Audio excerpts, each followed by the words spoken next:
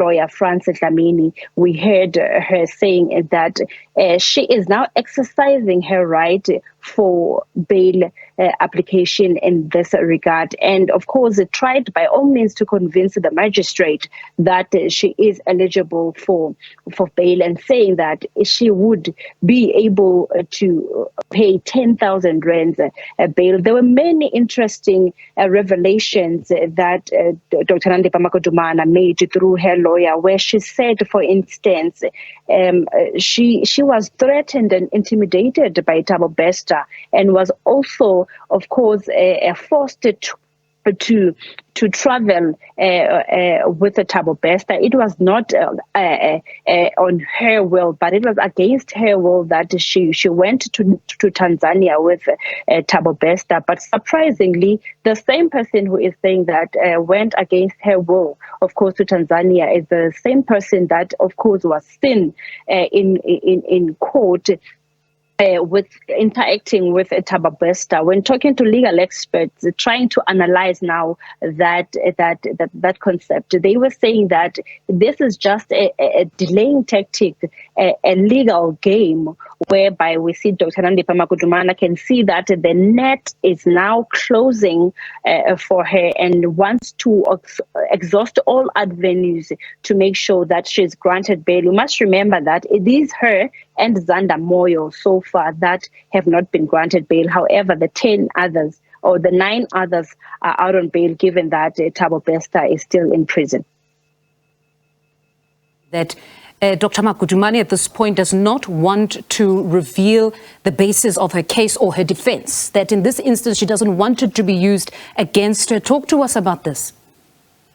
Well, she was clear to say that she wouldn't want to indulge too much into her case. You must remember that when you are applying for bail, you are just giving the reasons. You want to convince the court as to why are you supposed to be granted bail. That's where we heard the NPA saying that they are opposing her bail application, giving reasons that, for instance, they are not convinced that she was forced by Thabo Bester to be in Tanzania with him, and also stressing the fact that Dr. Nandi Pamakodumana managed to evade the police for 11 months, as we know that they've since been, of course, investigations taking place from last year, May, when the escape of Thabo Bester took place, and also saying that the issue of her not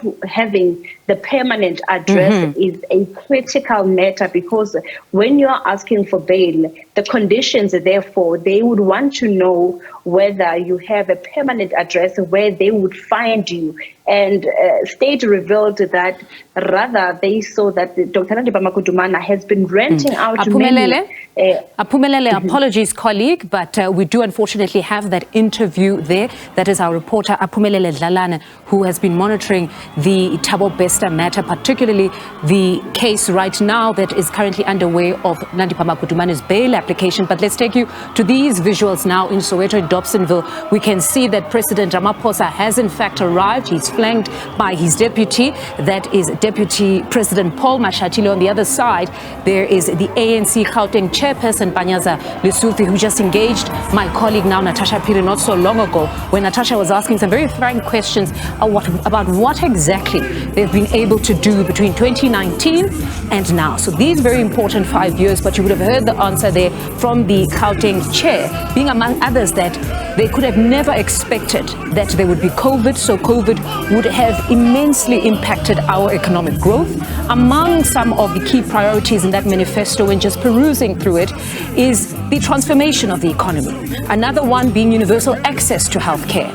Another one being rooting out corruption in the country, because we all do know that corruption has been that one central poison that has led to a great amount of money in our coffers being channeled to ordinary individuals who have enriched themselves at the expense of many. So corruption has always been a focal point because it takes from societies.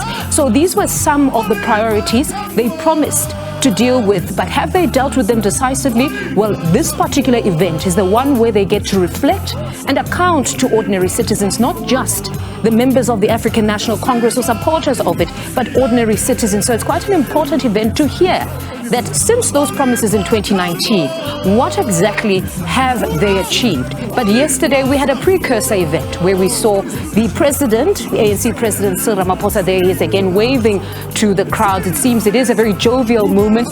He yesterday engaged the media.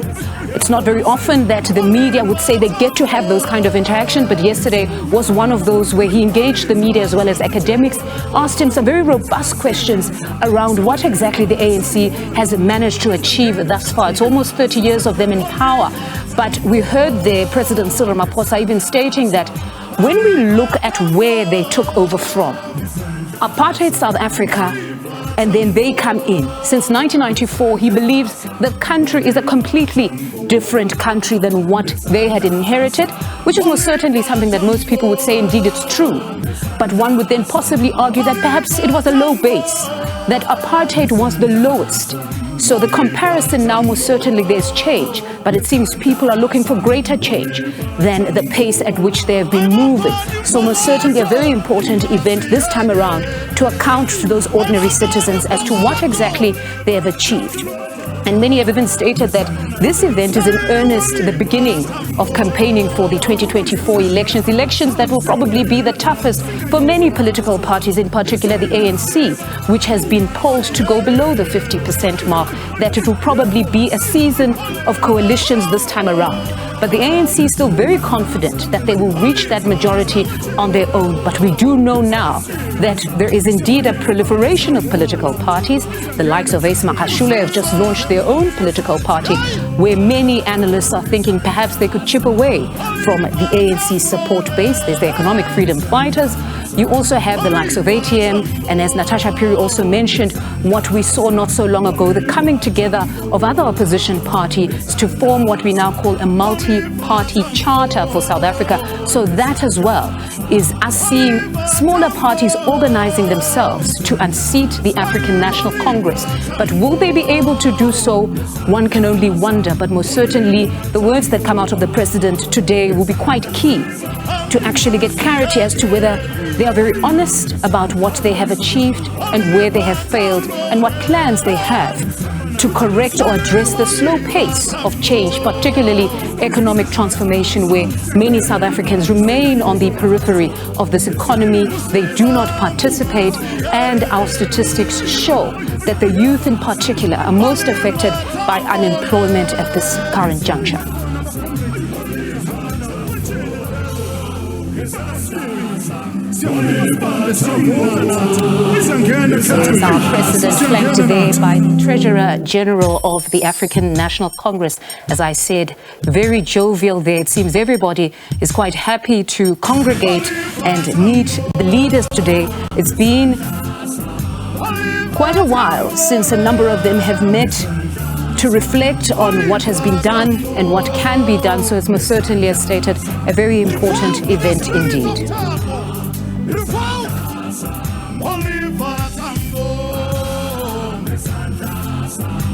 Oliver Tambo.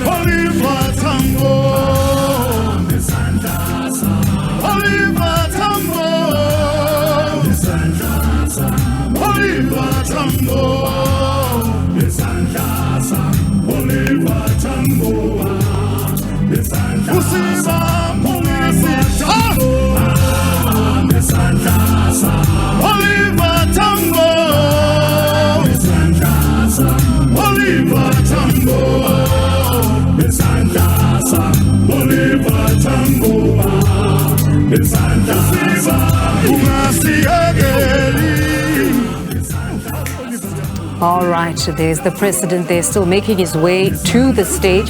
We can see from afar here from the visuals, it seems like we're seeing Meba Tabile Dlamini there on stage. We're also seeing Kensani there, Mamuloko Kubai. As many would know her, quite a lot of them have already made their way to the stage. So any moment now, we do expect the president to address and officially get this program underway. But just to remind you of some of the things that the president would have mentioned yesterday in that engagement with the media, we see there among them senior leaders, Malusi Gigaba, along with his comrades. Now, yesterday, you'd remember that the president was asked around a universal income. There've also been conversations around the 350 COVID grant, something that the ANC has continuously now stated that lays a foundation for the introduction of a basic income grant. And we do know how that came about through COVID, that there was a conversation that post-COVID it possibly needed to stay because there were quite a lot of people that had registered for it, which indicated a great need among society to just get that little bit of assistance. And as Kasato has consistently stated, that an income grant can assist to stimulate the economy because it stimulates demand. That when people have a little bit to pay for certain products, you have greater production. So in fact, they have constantly been the advocates of having some sort of a basic income grant to stimulate demand in the country and in turn stimulate the economy as a whole, which desperately needs to recover. These are some of the conversations or statements we expect to hear from the president today around how they go about beyond the 350 to ensure there is some sort of a much more decent basic income grant, because 350 can only go so much. It can only buy so much. So important conversations that need to be had around some of those priorities of 2019 and what exactly they are planning to do now. Let's listen into the program as it officially gets underway. The Secretary General 1, the Secretary General 2, the Treasurer General, the top 7 of our organization, of our movement is right here. All right, more news on the other side of this break. Do stay with us. We'll take you back to Dobsonville in Soweto.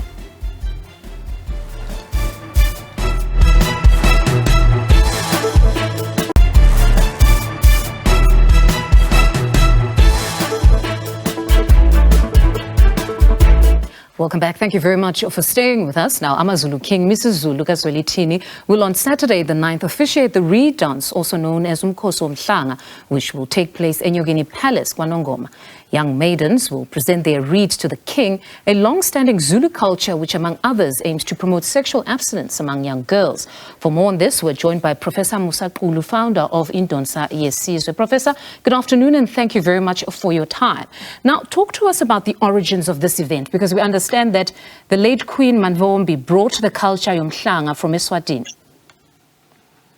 Yes, no, thank you very much. There are two sides here. The first side is the actual practice.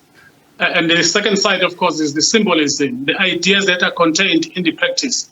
The ideas of using reed and the ideas of making young maidens to be closer to the deity of Nomkhubulwane are as old as the beginning of time in terms of Zulu myths of origin. In terms of the practice now of taking the reed and then walking and submitting it to the king, that definitely was introduced in 1984 through the late Queen Mantombi, who was very passionate about the growth of the relationship of the Zulu culture and the Swazi culture and how the two come together as Ngoni cultures. So certainly it has evolved over time, but you still perhaps can touch for us on the significance of it, that here we're looking at preserving these maidens, but also just preserving culture broadly speaking.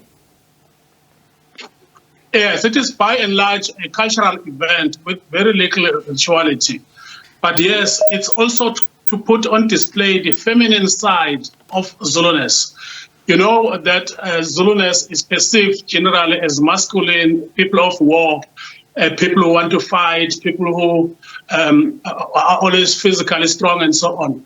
Putting the maidens on display, it starts with walking around in the past, the queens would walk into every district in KwaZulu-Natal, and then they would be able to teach these maidens what is expected of them. And then, of course, there are other elders, mother elders, who then do other things. There's also something, virginity testing, etc., etc. That happens away from what we will be seeing on Saturday.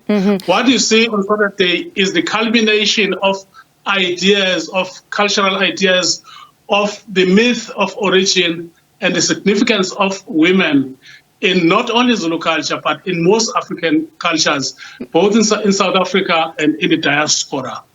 Professor, when observing interaction around this period, when we're about to have a reed dance and the images that find themselves on social media, it seems an unintended consequence has been somehow normalizing the female body and ensuring that even young men don't sexualize these women, because many are very protective when they see a woman that's bare-chested walking. As a Zulu young lady, many are called to order that we do not sexualize this body. This is what culture is. No, definitely. You know, interestingly, because I have been attending and recording these ceremonies since the 1980s. During the ceremony itself, there is no chance of young men, for example, sexualizing the women's bodies and looking at things other than just the display that they have. But of course, there has been people, you know, who then say, okay, if she goes to Umhlanga, it means she's a virgin. And then you remember in the past, there were also those myths that if you go and sleep with a virgin and you're HIV positive, you'll be cured. So there were all those unintended consequences.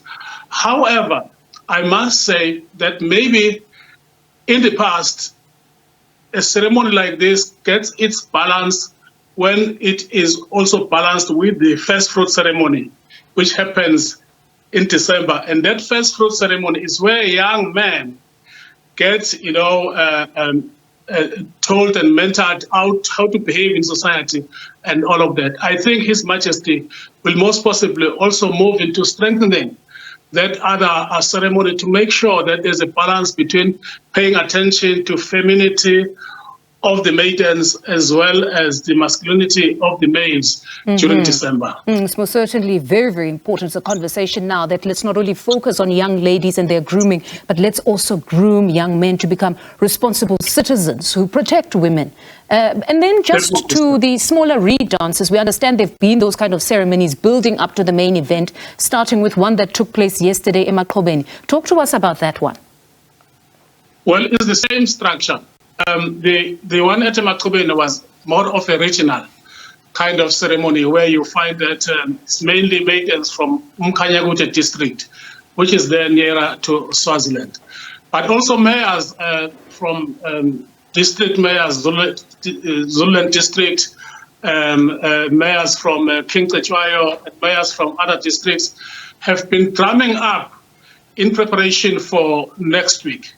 And these districts, of course, they are elsewhere, not at Umkhanyakude. So there's this festivity, thinking that maybe this is an opportunity to rebuild and recreate the dignity of young maidens in a manner that integrates society, and municipalities are supporting it. The provincial government is very big at supporting it because, as you may know, it needs a lot of catering, it needs a lot of busing in, it needs lots of accommodation, and in some way it also promotes cultural heritage tourism in the region. And most certainly we appreciate that we preserve such important cultures. Professor, thank you very much for your time this afternoon. That was Professor Musa Qulu, founder of Indonse Yesizwe. More news on the other side of this break. Do stay with us.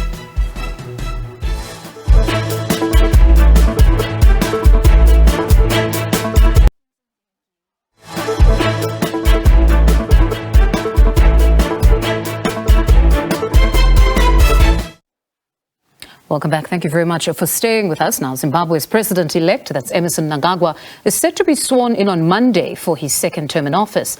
The inauguration ceremony will be held at the 60,000-seat National Sports Stadium in the capital, Harare. Mnangagwa was re-elected for his second term and final 5-year term after garnering 52.6% of the total votes cast in the August 23-24 election. Joining us now to look ahead on the road ahead for Zimbabwe is researcher and socio-political commentator Mishek Mugabe. Mishek, good afternoon. Thank you very much for joining us. Now, from the day of the results announcement, the opposition had 7 days to file a court challenge. That deadline has come and gone. Does this perhaps imply that the opposition has accepted the election outcome? What exactly is the latest?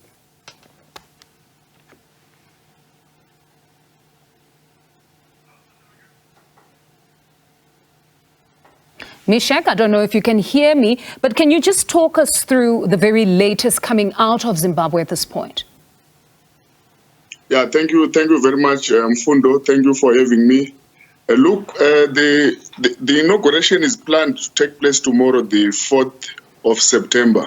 But there's a problem about that inauguration, because there is a SADC report, that is questioning the election process and questioning the credibility of the election. And as a result, it is important for the Election Management Board in Zimbabwe to address these questions before inauguration happens. But I can also indicate that the opposition is allowed by law to challenge these elections in court within 7 days after the announcement of results. If you remember, results were announced on the 25th, yes. 2 days after the date of the election. So 7 days lapses, on the 5th of September, which is on Tuesday. So it is very questionable that the inauguration is arranged for Monday, the 4th, when 7 days of the opposition to challenge in court lapses on the 5th, a day after. Mm-hmm. Again, I can also indicate that even inauguration itself is a very expensive exercise in a country where majority live under squalor conditions. It is a very lavish environment. The Constitution does not speak about any inauguration. It says in Section 94.1a, a president assumes office nine days after the announcement of him being or her being elected, and then he takes oath in front of Chief Justice. So what the president should just have done is to go and take oath of office in the office of the Chief Justice at the Constitutional Court instead of wasting resources of the country to call an inauguration. By the way, this inauguration, again, it's a shame of an inauguration because it is a product of an election that is questionable, that has been described by SADC Observer Mission as a shame of an election. Now, speaking of SADC, we do understand that the panel of elders actually visited Zimbabwe and somehow perhaps leading to some glimmer of hope for those that have been raising concern around the transparency of those elections. What has been the sentiment on the ground around their visit? No, the elders, the SADC panel of elders did not do anything much significant, in as much as we know, because they have not, released part of the purpose of their visit and the outcome of their visit. But what we know is that the SADC Observer Mission led by Dr. Nevas Mumba, spoke clearly about what issues that ought to be addressed for these elections to be legitimate elections. And, instead of addressing those issues, we saw the members of the ruling party attacking Dr. Nevas Mumba, even personally. I wanted to ask you a question to say, who is Dr. Nevas Mumba? What is his biography? Dr. Nevas Mumba, even in the last election in Zambia, contested to be a president of Zambia. So he's an opponent of President Hakainde Hichilema. He's in the opposition political circle. So President Hakainde Hichilema appointed someone who is his opponent so that he avoid any bias that is influencing any process. Unlike in the past, Zimbabwe did send a SADC Observer Mission to Botswana in the last election, led by one of the senior ministers in government. But Hakainde Hichilema decided to appoint someone who is not even in his government, who is not in his party, who is in opposition. So I think that The report of Nevas Mumba was very objective. It was coming from someone who is independent, and therefore these issues, the issue of legitimacy, needs to be addressed. What Zimbabwe needs right now is a unity government of national unity, a transitional government, so that conditions are created for the economy to thrive, at the same time preparing for new elections. And then to our role as South Africa. The response to those elections has left many quite concerned, wondering if there'll ever be change. Even the African National Congress going to congratulate. What role do you believe our country could play in the political turmoil that continues to this day? I think the role that South Africa should play should be the same as the one that was played in 2009 by President Thabo Mbeki. If you remember, 2008 elections were disputed, and President Thabo Mbeki decided to call all the parties that were involved. It was MDC that time. With Morgan Tsvangirai. Professor Tambara that time, Morgan Tsvangirai and Robert Mugabe, put them together and formed a government of national unity that time. And if you remember that time, the economy of Zimbabwe stabilized. The immigration processes started to stabilize. It was no longer worse as it was before that 2009. If you remember very well, challenges that Zimbabwe were facing started to be better. And some of the countries that had imposed sanctions started to talk about how to remove the sanctions. Why? Because they've seen people working together. So what is needed now is for President Ramaphosa to call all the parties involved that were significant in these elections and say, how can we form a unity government so that we stabilize the economy of Zimbabwe? These elections, I can tell you all the reports, not only SADC Observer Mission, even the European Union Observer Missions did submit scathing observations about these elections, and many other observer missions did the same as well. But a Turkey cannot vote for Christmas, Mfundo. You know very well that the people of Zimbabwe are suffering. How can people who are suffering so much vote for the continuation of their suffering? It's not possible. What is needed here is people to be sober-minded and speak about how to unite the country and be able to address the question of legitimacy. You touch on the interventions of former President Thabo Mbeki, what some have called the strategy of quiet diplomacy. It's been criticized quite a lot over the years that perhaps we do need the megaphone type of diplomacy where you call them out, where citizens themselves can see you calling them out. Do you think in this dispensation, this era, the quiet diplomacy would work? No, it would work. I can tell you why, because ZANU-PF is claiming that they have won elections. The CCC, led by Nelson Chamisa, is saying these elections were disputed, they were rigged elections, and at the same time, citizens on the ground are scared of being brutalized by the military if they are to protest on the ground. So all these bring an equation that says it needs a diplomatic solution. Of course, a constitutional solution is another route to go to court. A political solution is another route. But a diplomatic solution, to me, I think that it works because it has worked before in the past. Remember, Mfundo, you can rig elections, but you cannot rig the economy.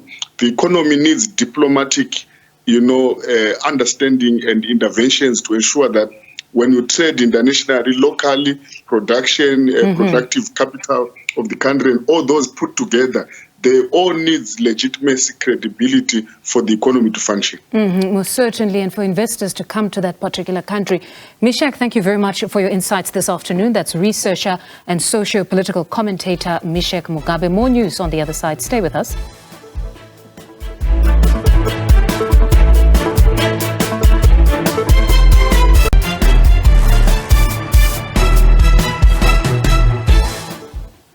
Welcome back. Now, the death toll from the Johannesburg fire has risen to 77.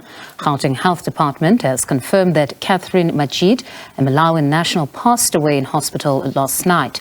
She was one of the residents who was in the building in Marshalltown when it was engulfed in flames. Some of the 76 people who died were laid to rest last night in line with Muslim faith laws. 9 bodies that were positively identified were claimed by loved ones for burials. Coming to terms with their loss, families who could positively identify and claim the remains of their loved ones prepared for immediate funeral proceedings. I got 6 people, but we find also our friend also who got 3 people, so like we are 9, others were like families. But others are still in the dark. Like now, I doesn't know anything what it was happening there because I living at Louis Leshad is so far for me. So it's my cousin phoning me to say the flat that your mother was staying now is burning, so you can come to check your family. Around the corner from the gutted building, a crowd descended to support bereaved families. Most of them were Malawian citizens who gathered in large numbers for the funerals.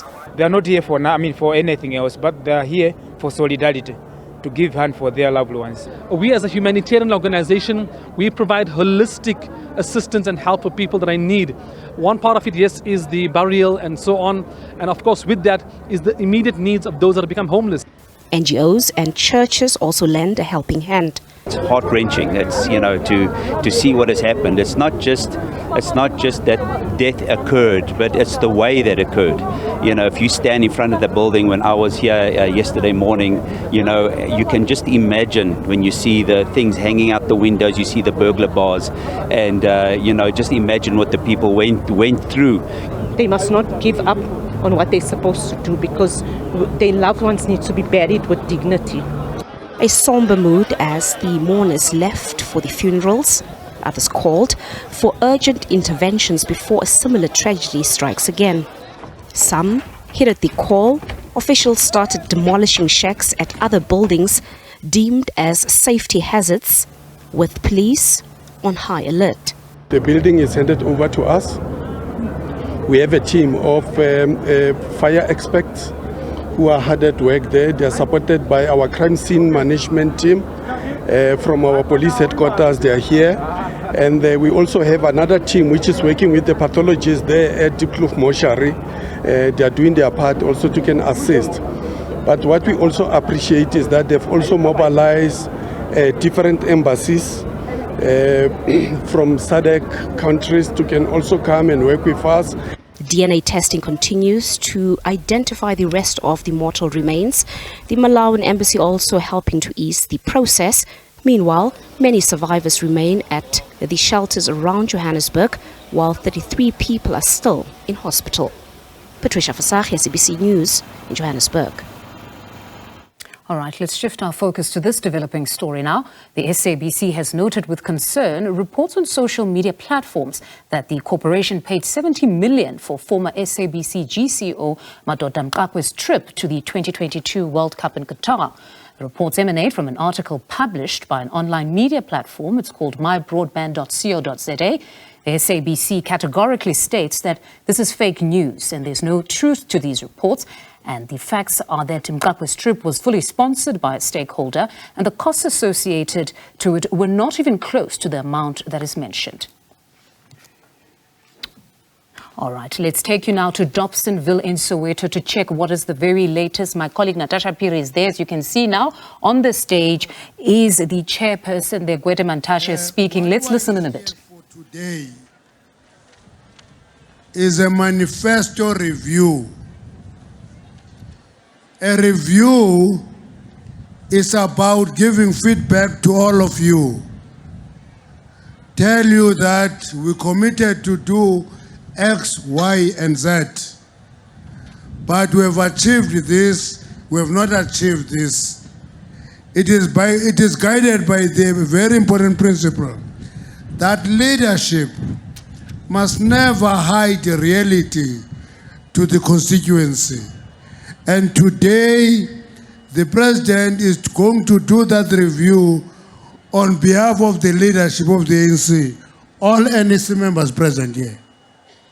He will be delivering that manifesto review. He will be giving you honest feedback where we have succeeded and where we have failed, and what we want to do. Let me leave that. Let's give the chairperson of this province, Comrade Panyaza, Panya Sipis Pan, Lesofi, Sipis Pan. Oi, oi, ANC, oi, oi. Oi, oi, President Ramaphosa, oi, oi.